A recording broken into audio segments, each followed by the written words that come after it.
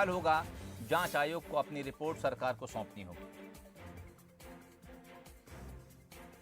कल ही मुख्यमंत्री भूपेश बघेल ने इसको लेकर बयान दिया था। उनका कहना था कि जिस आयोग ने अपनी रिपोर्ट राज्यपाल को सौंपी है वो रिपोर्ट अधूरी है, क्योंकि आयोग का कार्यकाल खत्म हो चुका था और आज राज्य सरकार ने नए आयोग की घोषणा कर दी है। 2 नए सदस्य जोड़ दिए हैं। 6 महीने का समय दिया गया है। न्यायमूर्ति सतीश के अग्निहोत्री इसके अध्यक्ष होंगे और जी मिन्हाजुद्दीन इस आयोग के सदस्य होंगे। 2 सदस्य आयोग में जोड़े गए।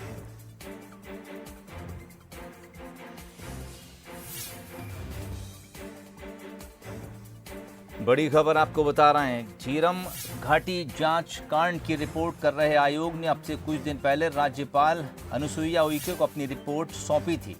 इसे लेकर भी काफी बयानबाजी हुई थी। सत्ता की तरफ से आए बयान में यह कहा गया था कि रिपोर्ट राज्य सरकार को सौंपी जानी चाहिए थी, क्योंकि आयोग का गठन राज्य सरकार ने किया था। और अब एक बड़ी खबर, सरकार ने जांच आयोग में 2 सदस्य जोड़ दिए हैं। 3 नए बिंदु शामिल किए गए हैं जिस पर ये दोनों सदस्य जांच करेंगे। नरेश गुप्ता बीजेपी प्रवक्ता इस वक्त हमारे साथ फोन लाइन पर जुड़ गए हैं। नरेश जी, स्वागत है आपका। खबर आपको पता चल गई होगी, राज्य सरकार ने झीरम जांच आयोग में 2 नए सदस्य जोड़ दिए हैं। आपको क्या लगता है, जो रिपोर्ट पहले राज्यपाल को सौंपी गई थी, क्या वो काफ़ी थी?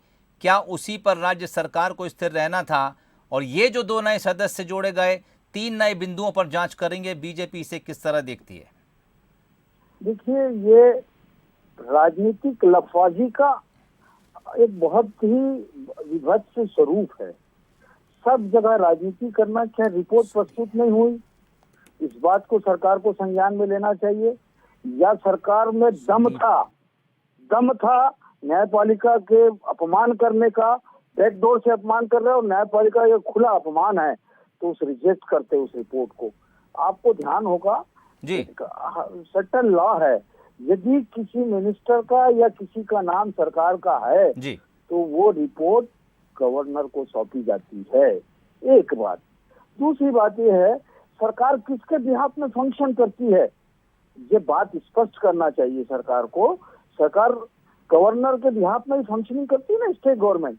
Every order is issued on behalf of the government on behalf of the governor only ना। तो ये गवर्नर को रिपोर्ट सौंपी गई है, क्या सरकार के संज्ञान में नहीं है कि रिपोर्ट सौंप दी गई है? यदि 23 तारीख को डेट बढ़ाने बोलते हैं तो 23 से 30 तक या 2 तारीख या 5 तारीख तक रिपोर्ट नहीं बन सकती है। ये मौका उड़ा रहे हैं न्यायपालिका का। और देखिए, इन्होंने जो नए सदस्य 2 बनाए हैं वो रिटायर्ड जजेस हैं। सिटिंग जज चीफ जस्टिस ने जो रिपोर्ट दिया है उसको ऐसा उन्होंने गोल गोल किया है जी। ये उसकी भाषा शैली पढ़िए। ये राजनीति का न्यायपालिका को अपमानित करने की पराकाष्ठा है। ये पराकाष्ठा है। ये कैसी राजनीतिक दल है, इनके आगा को समझ में नहीं आ रहा है। न्यायपालिका को कैसा अपमानित कर रहे हैं ये लोग। ठीक। सुदीप श्रीवास्तव इस वक्त मेरे साथ मौजूद हैं। आप अधिवक्ता हैं, हाई कोर्ट सुप्रीम कोर्ट के अधिवक्ता हैं। सुदीप साहब, स्वागत है बंसल न्यूज में आपका। हाँ, बताइए। मैं इसके लीगल एस्पेक्ट्स आपसे समझना चाहूँगा। एक रिपोर्ट आयोग ने सौंप दी है राज्यपाल को और अब राज्य सरकार ने 2 नए सदस्य जोड़कर 3 नए बिंदुओं पर जांच की बात कही है। क्या ये वैधानिक है? क्या राज्य सरकार को इस बात का अधिकार है? दूसरी बात, मैं ये भी समझना चाहूँगा सुदीप साहब आपसे कि जिस जांच आयोग ने रिपोर्ट राज्यपाल को सौंपी, क्या वो वाकई में राज्य सरकार को सौंपी जानी चाहिए थी? मैं अभी थोड़े देर पहले आपसे जुड़ा हूँ जी, और इसके पहले जो सज्जन बोल रहे थे उनकी आखिरी कुछ बातें मैंने सुनी है जी। मैं सबसे पहले तो एक चीज क्लियर करना चाहूंगा जी, कि ये जो बार बार न्यायपालिका का अपमान ये बात जो कही जा रही है, ये सही संदर्भ नहीं है। ठीक। सुप्रीम कोर्ट के संविधान पीठ के फैसले ये बिल्कुल साफ कर चुके हैं कि कोई भी न्यायिक जांच आयोग जी कोर्ट या न्यायालय नहीं है। ठीक। और ये सबसे रिसेंट फैसला है 2014 का सुब्रमण्यम स्वामी जी के मामले में, जी, जिसमें संविधान पीठ ने साफ कहा कि यदि अगर कोई न्यायिक जांच आयोग वर्तमान जज सुप्रीम कोर्ट, वर्तमान जज हाई कोर्ट, चीफ जस्टिस किसी का भी हो, तब भी वह कोर्ट नहीं है और उसके विरुद्ध अवमानना का प्रकरण नहीं हो सकता। ठीक, जी, वो कोर्ट नहीं है, ना ही उसका कंटेम्प्ट ऑफ कोर्ट होगा। ठीक, न्यायिक जांच आयोग एकदम अलग चीज है जी, और ये जो बार बार बात कही जा रही है कि न्यायपालिका का अपमान, न्यायपालिका का अपमान, ये संविधान में न्यायपालिका क्या है ये समझने की जरूरत है।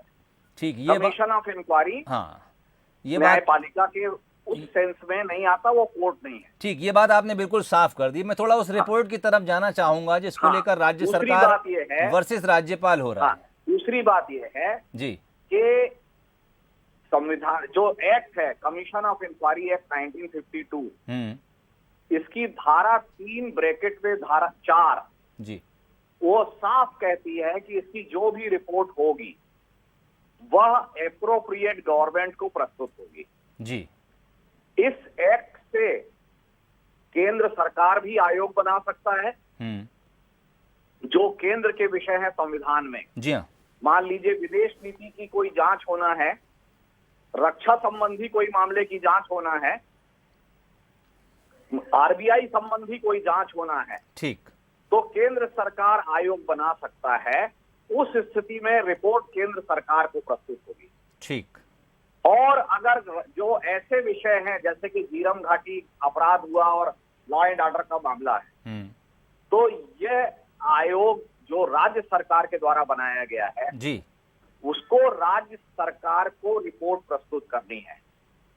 ठीक, और इस झीरम घाटी के लिए जो आदेश जारी हुआ था, अधिसूचना जारी हुई थी जी, 28 मई 2013 और 21 जनवरी 2019, जिसमें नए बिंदु जोड़े गए, दोनों ही अधिसूचनाओं में साफ लिखा है कि माननीय आयोग को रिपोर्ट राज्य शासन को प्रस्तुत करनी है। करीब 15 से 20 बार कार्यकाल बढ़ाया गया। प्रत्येक बार माननीय आयोग ने राज्य शासन में संबंधित जीएडी के सचिव से ही पत्राचार किया और अपने कार्यकाल की सीमा बढ़वाई। कोई भी पत्राचार गवर्नर के मार्फत नहीं हुआ है। ठीक, तो राज्य सरकार का सीधा और सीधा संदर्भ जी, केवल और केवल कैबिनेट से है। माननीय महामहिम को इस तरह की रिपोर्ट को डील करने या उस पर कोई टिप्पणी करने या उस पर कोई कार्रवाई करने का कोई अधिकार नहीं है। चलिए, यदि उनको दे भी दी गई है जी, तो उनको इमीडिएट राज्य सरकार को चीफ सेक्रेटरी को दे देना चाहिए। चलिए, बहुत स्पष्ट बात आपने की। बहुत शुक्रिया हमसे बातचीत के लिए नरेश गुप्ता साहब, आपका भी, और सुदीप श्रीवास्तव साहब सुप्रीम कोर्ट के अधिवक्ता हैं, बहुत शुक्रिया हमसे बात करने के लिए। साफ तौर पर कहना है कि राज्य सरकार को ही उस आयोग को रिपोर्ट सौंपी जानी चाहिए थी जिसका गठन राज्य सरकार ने किया था। राज्यपाल को अगर आयोग ने रिपोर्ट सौंप भी दी तो इमीडिएटली वो रिपोर्ट राज्य सरकार के पास आ जानी चाहिए थी। रुक करेंगे रायपुर की तरफ। हमारे विशेष संवाददाता मोहन तिवारी इस वक्त हमारे साथ सीधे जुड़ गए हैं। मोहन, हम देख रहे हैं जब से आयोग ने अपनी रिपोर्ट राज्यपाल को सौंपी है तब से राज्य में बयानबाजी और सियासत का एक दौर जारी है। अभी हम बात कर रहे थे सुप्रीम कोर्ट के अधिवक्ता से, उनका साफ तौर पर कहना है कि अगर राज्य सरकार या केंद्र सरकार किसी आयोग का गठन करते हैं तो रिपोर्ट संबंधित सरकार, चाहे वो केंद्र हो या राज्य हो, उसी को जाना चाहिए। राज्यपाल को अगर रिपोर्ट सौंप दी गई, इमीडिएटली राज्य सरकार को भेज देनी चाहिए थी। लेकिन बीजेपी इस बात को मानने को तैयार नहीं है। तो क्या यह माना जाए कि राज्य में अभी इस एक्शन को जो सरकार ने आज लिया है, इस पर और आगे राजनीति और बयानबाजी देखने को मिलेगी?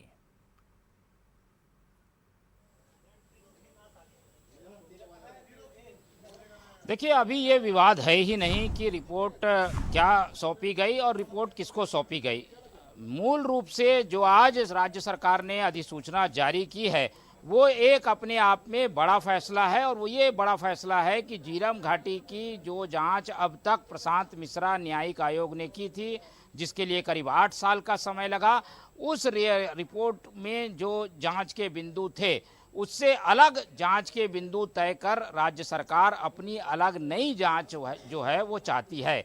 इस अधिसूचना के पूरे मजमून को आप अगर देखें तो इससे साफ होता है कि राज्य सरकार इस बात से सहमत नहीं है कि जो जांच रिपोर्ट तैयार हुई है वो पूरी तरीके से सही हो या वो जांच जो है पूरी तरीके से पूरी हो या पूर्ण हो। राज्य सरकार मानती है कि ये जो जांच अब तक 8 साल में हुई है वो पूरी नहीं है। हालांकि इसका फैसला उस रिपोर्ट को देखने के बाद होगा जो राज्यपाल को सौंपी जा चुकी है, लेकिन उससे अलग उस जांच रिपोर्ट का इंतजार किए बिना राज्य सरकार ने अपने आप में एक बड़ा फैसला छत्तीसगढ़ के इतिहास में अभी लिया है, जिसके तहत अब 2 नए सदस्यों के द्वारा जो कि एक नया आयोग होगा वो जांच करेगी झीरम घाटी की, जिसमें 3 प्रमुख बिंदु हैं।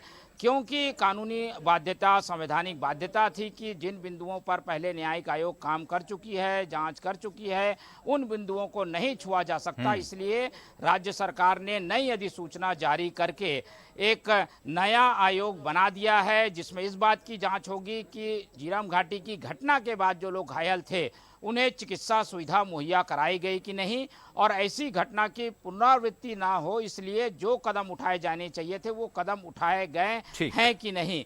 इसके साथ ही जो तीसरा क्लॉज है वो सबसे महत्वपूर्ण है, और ये तीसरा क्लॉज पूरी तरीके से बताता है कि झीरम घाटी की पूरी जांच ये आयोग, नया आयोग जो है वो कर सकता है कि अन्य बिंदु जो भी आयोग के सामने या सरकार के सामने आएंगे उसको भी जांच के दायरे में लाया जाएगा। तो इस तीसरे बिंदु के आधार पर एक बार फिर से पूरी जांच 2013 में खड़ी नजर आ रही है। जो जांच आयोग अब तक 8 साल में जांच कर चुका है, उसके अलावा फिर से जांच होगी, ऐसी इस आयोग की गठन के बाद संदेश या संकेत जा रहे हैं। चलिए, बहुत शुक्रिया। यानी ये नया जांच आयोग अब इतिहास के पन्ने पलटने जा रहा है। 2013 से कुछ बिंदु उठाए जाएंगे जिसे लेकर 6 महीने के भीतर अपनी रिपोर्ट तैयार करना होगी और राज्य सरकार को सौंपनी होगी।